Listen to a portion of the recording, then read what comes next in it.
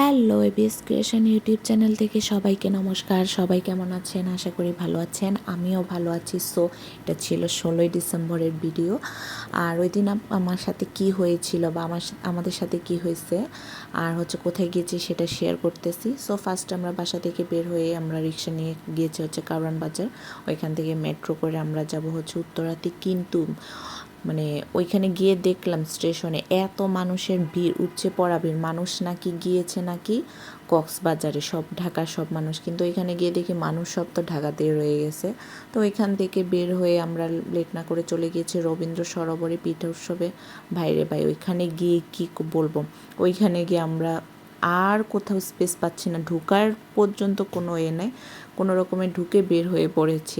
বের হতে গিয়ে আমরা দুইজনকে হারাই ফেলছি। দেন ওইখান থেকে ডিসিশন নিলাম যে আমরা শাহবাগে যাব, রমনা কালী মন্দিরে।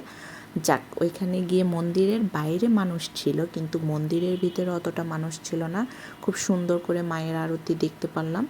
আর এদিকে ঠাকুরমশাইও বসে পড়েছে পূজা করতে। আর আমরা সব মন্দির দর্শন করে একে একে প্রণাম করে আমরা যে মার ওইখানে বসেছিলাম কিছুক্ষণ। তো আজকের ভিডিও এতটুকুই। ভালো থাকবেন, সুস্থ থাকবেন। আর আমার ইউটিউব চ্যানেলটা প্লিজ প্লিজ প্লিজ আপনারা সাবস্ক্রাইব করে দিবেন।